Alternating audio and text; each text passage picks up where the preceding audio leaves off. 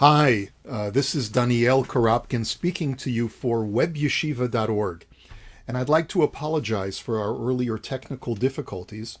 I've decided to record this class once again today because we were having problems with the internet from Canada, but I am speaking to you from Thornhill, Ontario, and we are studying Maimonides' Guide for the Perplexed, the Moreh Nevukhim. We are in section 2, chapter 23. And I'm going to try this again. We've had some missteps, and hopefully, now that I'm doing the recording on my computer and we'll just upload it later, everything ought to work. It's been a couple of weeks since we've had our last class where we studied chapter 22, so allow me to get our bearings so that we can see where we are. We're in the middle of a series of multiple chapters where the Rambam is engaging with Aristotelian philosophy about cosmogony, about the origins of the universe. And in particular, the Rambam threw down the gauntlet in chapter 22 and had to directly oppose the man whom he thinks is the greatest philosopher who ever lived, and that is Aristotle.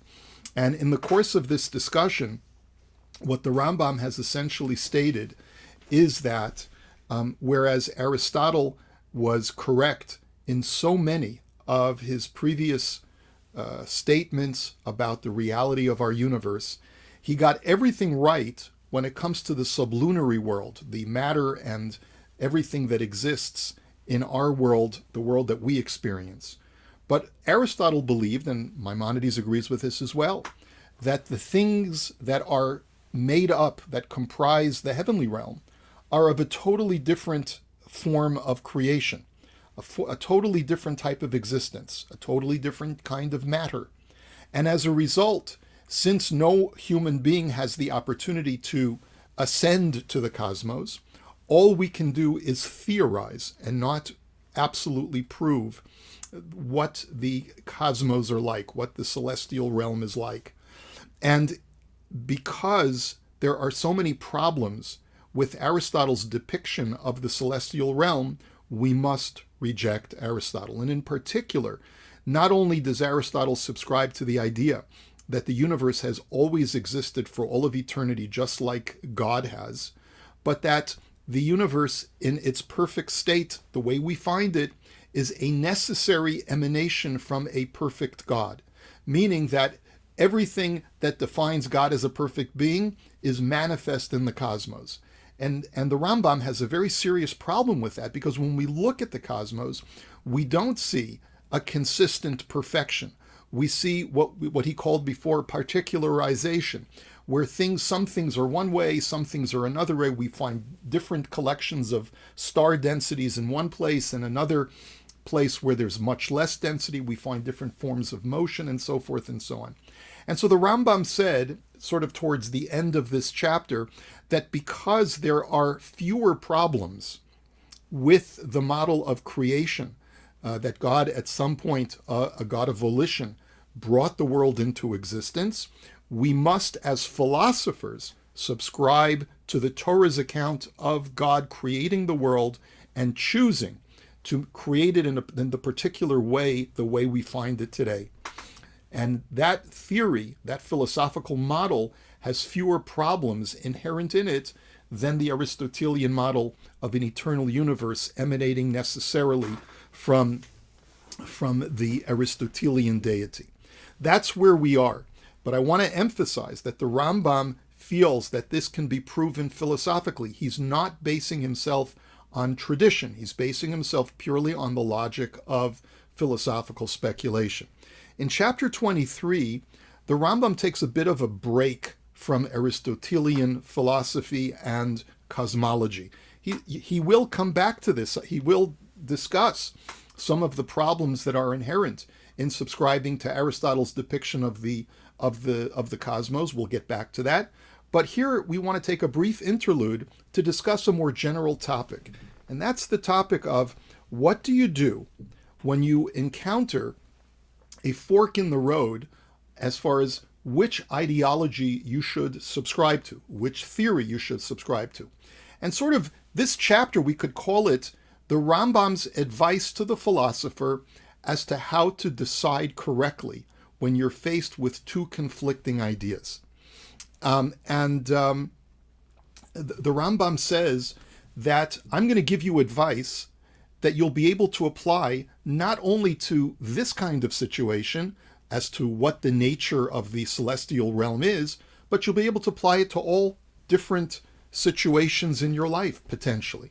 And so I'd like to delve into the text. The only thing that I am not able to present to you today is the handout that I would normally post on the screen. But if you would like to see the handout, you can go to either the Facebook group Shiur in Moreh Nevukhim, and you can see it there, or you can go to the webyeshiva.org course description for this course, and you will be able to find it there. But we won't be referencing the handout so much inside today, but I'll try and let you know exactly where we are. Let's read the text inside. Know, he says, that when one compares the doubts attaching to a certain opinion with those attaching to the contrary opinion, and has to decide which of them arouses fewer doubts, one should not take into account the number of the doubts, but rather consider how great is their incongruity and what is their disagreement with what exists. In other words, if I could really paraphrase this, the Rambam is saying it's not a numbers game.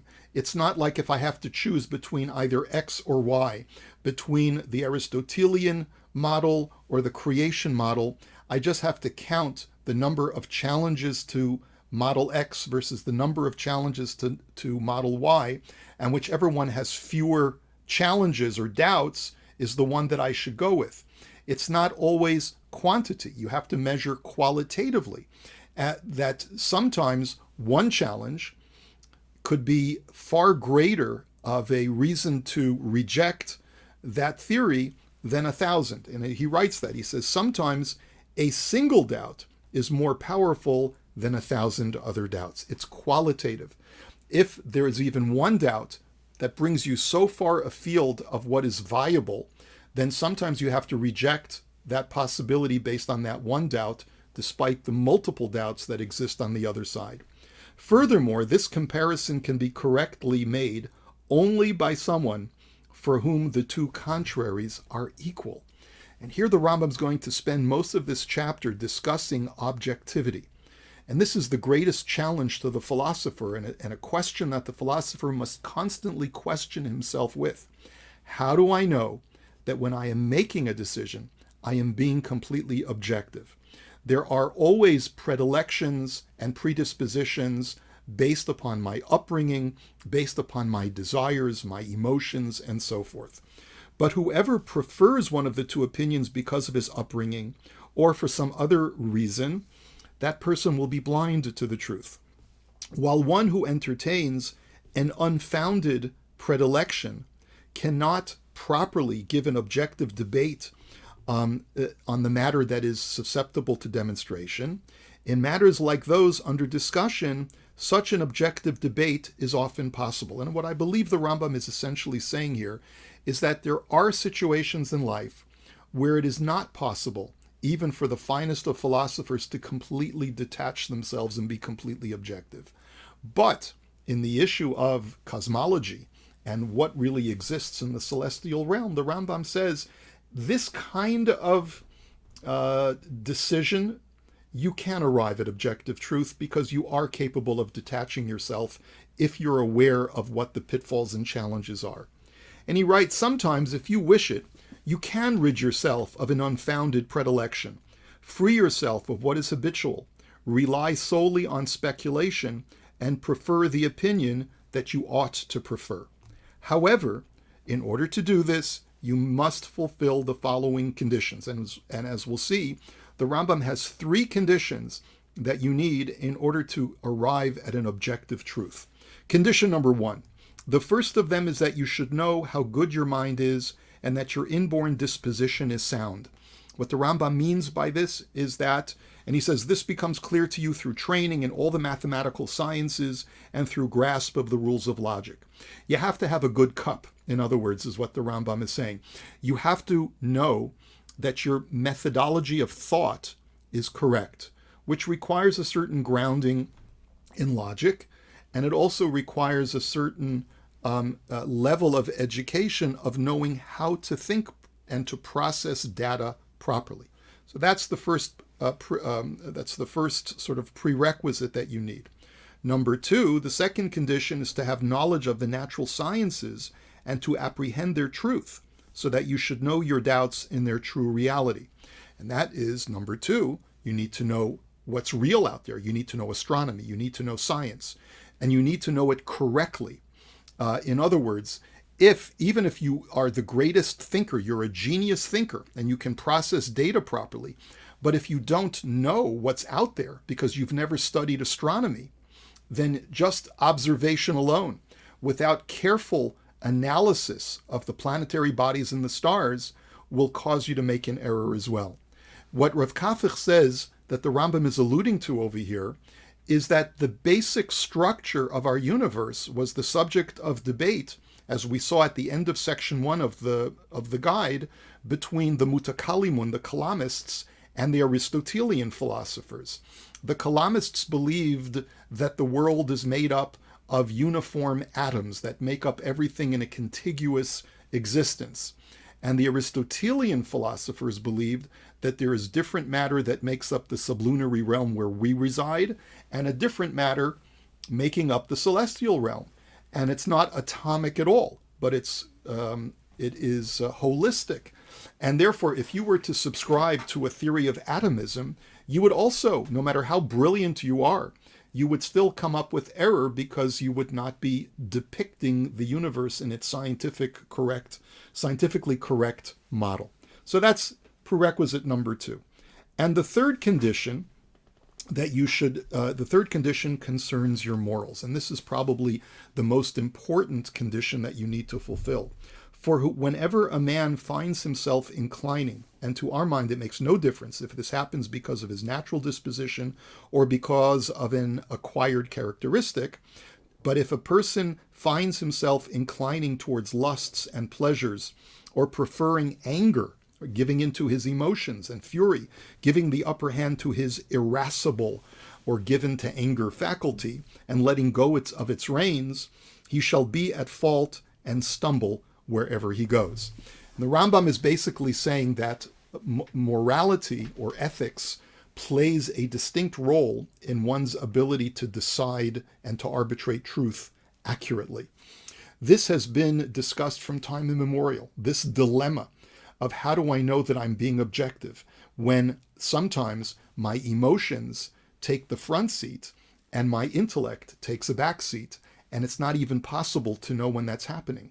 And as he'll say, you have to always constantly question yourself and keep yourself in check. Modern philosophers and psychologists are discussing this issue today as well. You may be familiar with the trolley problem. What's the trolley problem? It goes something like this. It's known as the bystander at the switch of the trolley problem. There is a runaway trolley barreling down the railway tracks. Ahead on the tracks, there are 5 people tied up and unable to move. The trolley is headed straight for them. You are standing some distance off in the train yard next to a lever. If you pull this lever, the trolley will switch to a different set of tracks. However, you notice that there is one person on the side track. You have 2 and only 2 options. You can either do nothing, in which case the trolley will kill the 5 people on the main track, or you can pull the lever, diverting the trolley onto the side track where it will kill 1 person. Which is the more ethical option, or more simply, what is the right thing to do? What decision should the person make? The reason why we can put it in even Talmudic terminology. Is it better to be sheva altasa, to do nothing and allow 5 people to die through your inaction? Or is it better to proactively kill 1 person in order to save 5 people? Now, there may be halachic implications in this discussion, which we're not going to get into right now. But the point of the matter is that the reason why this is such a difficult issue today is because of the advent of artificial intelligence. And scientists are having difficulty providing computers with the ability to decide situations which involve moral dilemmas such as this, especially with the advent of self-driving cars. How do you program the software to mitigate this trolley problem in real life? And they are finding that it is necessary not only to provide computers with data, with objective truth data, but also with a set of morals. And it's also important to note that morality can change from culture to culture and from historical period to historical period. I'll never forget, many years ago when I was in university, we took a course on decision making, correct decision making, and one of the classic problems that was presented to us is that you're on a shipwreck. Your boat is about to sink, and there's just one lifeboat. And you're on that lifeboat, and you're on the shipwreck with your mother, your wife, and your daughter. It's male-centric, this dilemma. And the question that is posed to the male, which one of the three should you save? What is the correct decision? Should you save your mother? Should you save your wife? Or should you save your daughter? Now, terrible dilemma, of course, but in theory, what's the correct way to make this decision?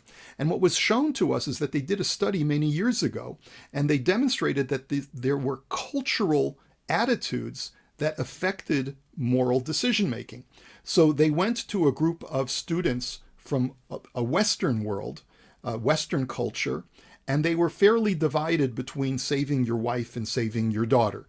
Your wife is your soulmate, your daughter is your progeny. So there's what to be said for both of them.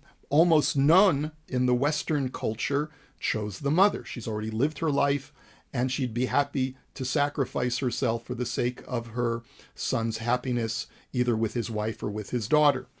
But when they asked a group of students from a Middle Eastern culture, almost all of them said that they would save the mother.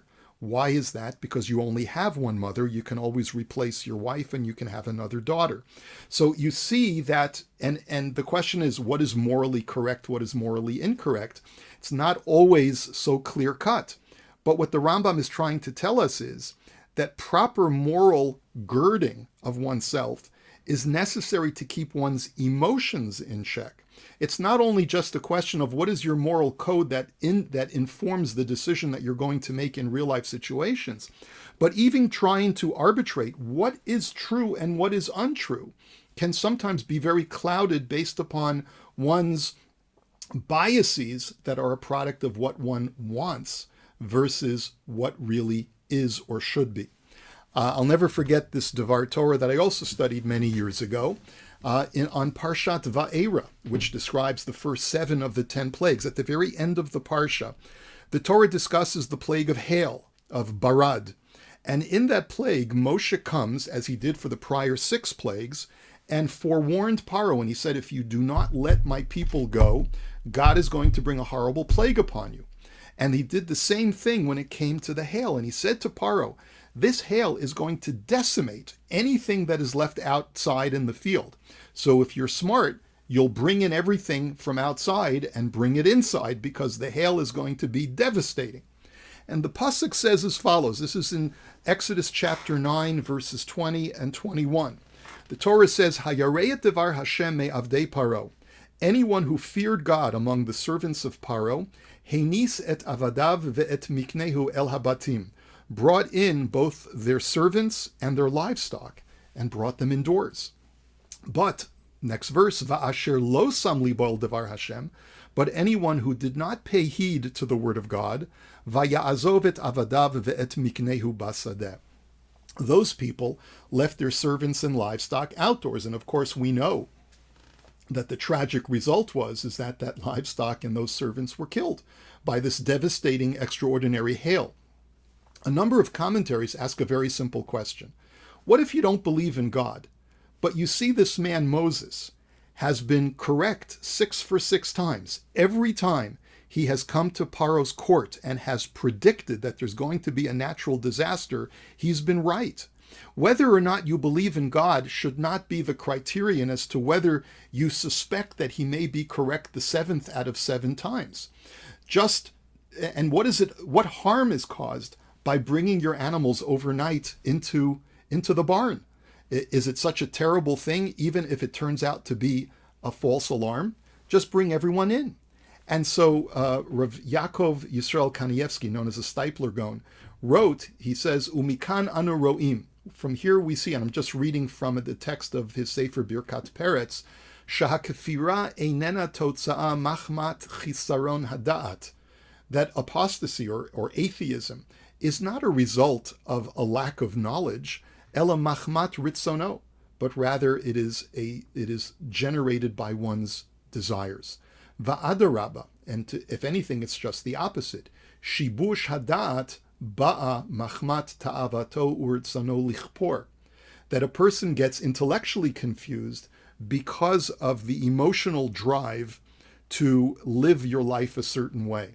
And what that essentially means is that if the Egyptians would have even partially conceded that there may be some truth to Moses' prophecies, that would have forced them to admit that their entire ideology of Egypt and its gods and their subjugation of other classes of human beings, all of that was a sham, all of that was wrong. And emotionally, they could not part from the society and culture that they were committed to. And because of that, they convinced themselves, against all intellectual soundness, they convinced themselves that Moshe would be wrong this time. And they therefore were willing to even leave their livestock at great personal expense out in the fields. Perfect example of how a person's emotions and drives will sometimes pervert the intellect and will not allow the intellect to emerge to be able to arbitrate the truth. So let's go on from this point. He says, so again, the third prerequisite or condition that you need must be a proper moral grounding to make sure that you're not being driven by your lusts and pleasures or your emotions. For he shall seek opinions that will help him in that toward which his nature inclines. I have drawn your attention to this in order that you should not be deceived. For someone may someday lead you into vain imaginings through setting forth a doubt concerning the creation of the world in time, and you may be very quick to allow yourself to be deceived. In other words, you'll encounter someone who is an Aristotelian scholar and will scoff at you for accepting an account of creation as it appears in the Bible. And they will belittle you, and they will condescendingly tell you that you're provincial and you're religiously superstitious, and they will make you feel uncertain.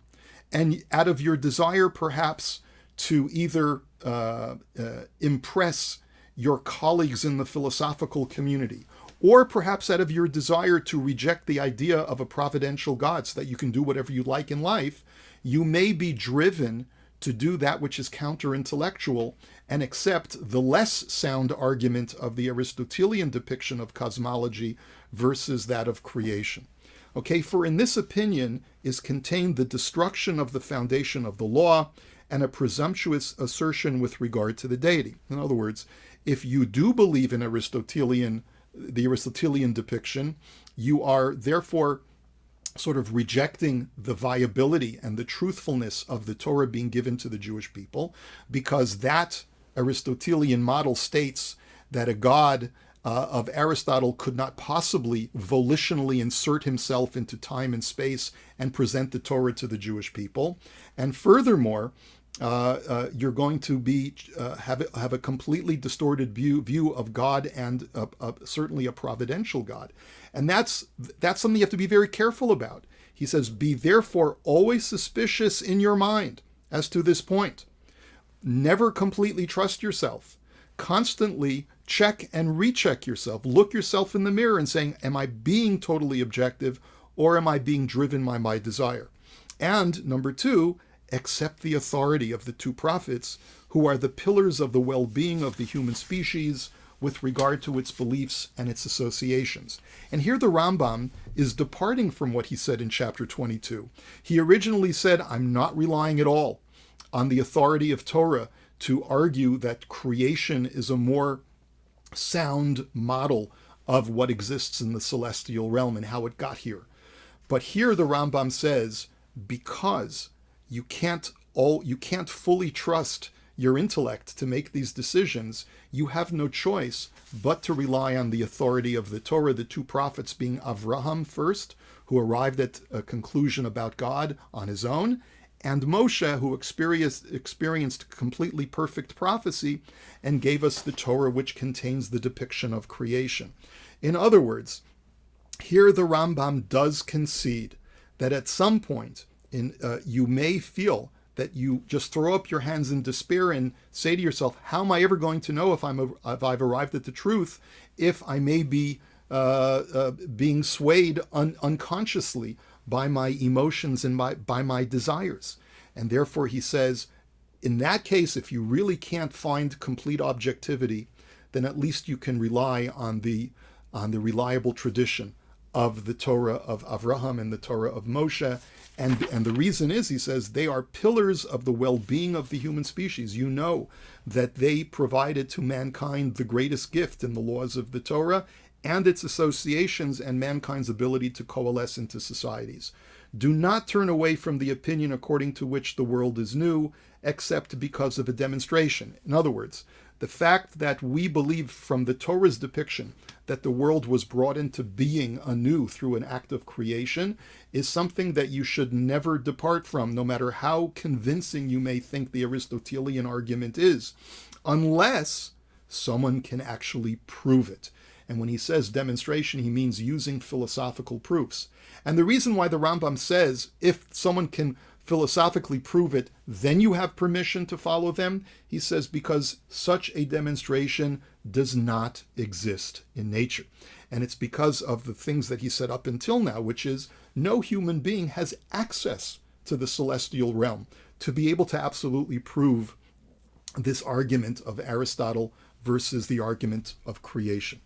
Furthermore, the student of this treatise should not engage in criticizing me because of my using this mode of speech in order to support the affirmation of the newness of the world. And here the Rambam is sort of put himself on the defensive. He says, I know that what I've just told you is not typical of what you would expect from me, the Maimonidean philosopher.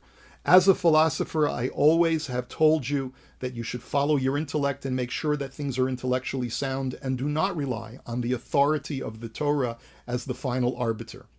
Don't criticize me for telling you now that you should rely, and my using this preachy kind of rely on the authority of the Torah because you can never know for sure if your intellect is arriving at truth.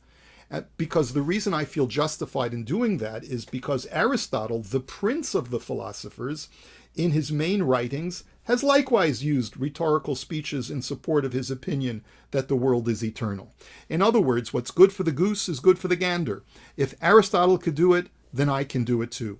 Now, what is the Rambam referring to when he says that Aristotle also said that we have other ancient peoples who gave us this tradition that the world has existed eternally? Well, if you look at the very end of chapter 14 of this section, we did it just several weeks ago, I'm going to read to you from the Friedlander translation. He says, the following method, it's the very end of chapter 14 where the Rambam had presented 8 arguments that are brought by Aristotelian philosophers to defend Aristotle's theory of the eternality of the universe. And the very last of those arguments, the 8th argument, is based on the circumstance that the theory implies a belief which is so common to all peoples and ages and so universal that it appears to express a real fact and not merely an hypothesis. Aristotle says that all people have evidently believed in the permanency and stability of the heavens. Aristotle said that all of the ancient civilizations that he studied believed that the heavens are eternal, and that's the reason why God chooses to reside in the heavens, because of their eternal nature. Because after all, God is eternal, and so therefore he chooses a residence which is also eternal. That, says Aristotle, proves my point, not only philosophically but also historically, that I can show you that based on the authority of ancient cultures and civilizations who believe this, what I'm telling you must be true as well. He says, in such cases, we go back to our text, it may truly be said, and here the Rambam is quoting from a portion of Talmud in Tractate Bava Batra, shall not our perfect Torah be worth as much as their frivolous talk? Again, what the Rambam means to say is, if Aristotle can do it, you see that he's not completely relying on the intellectual arguments, then I can do it as well. If he refers in support of his opinion to the ravings of the Sabaeans, which is an ancient civilization, how can we but refer in support of our opinion to the words of Moshe and Avraham and to everything that follows therefrom? This concludes the Rambam's argumentation or the theme of this chapter, which is, these are the things that you need in order to arrive at truth. Make sure that, number one, you've studied logic and you know how to think carefully. Number two, make sure that you know you have a proper working knowledge of scientific reality, and make sure that it's a correct model of science and not an erroneous model of science based on bad science. And number three, make sure your morals are in check so that you're not driven by your emotions. And if you find that you cannot be completely objective, then you have no choice but to rely on the authority of the Holy Torah that was given to our people and contains within it the prophecies that come directly from God, which depict the universe as having been created ex nihilo, from nothing. The last paragraph of this chapter is where the Rambam basically says, I'm now going to return to my discussion of Aristotle's depiction of an eternal universe that emanates necessarily from a perfect God. I promised you, and this is back in chapter 19, a chapter in which I will expound to you the grave doubts that would affect whoever thinks that man has acquired knowledge as to the arrangement of the motions of the sphere and as to there being natural things going on according to the law of necessity, things whose order and arrangement are clear. Now, if you do believe that, if you feel that you can look at the cosmos and all of the celestial bodies, the stars, the spheres, the planets, and you can say, oh, I now understand why everything moves in the way that it does and everything is structured in the way that it is, because it necessarily emanates from a perfect God, there are very grave problems with that. And I'm going to present that to you in the next chapter. I shall now explain this to you. So this is what sort of the preview of what chapter 24 will be about. I hope that I've explained this chapter well, because I already did this twice already, and I hope we're able to capture the recording this time. All right, looking forward to studying chapter 24 with you next time. We will meet in 2 weeks, because next week, for those of us who are in Chutz La'aretz, will still be Shavuot, so we will resume a week from this Monday. Chag Sameach to you all, and thank you.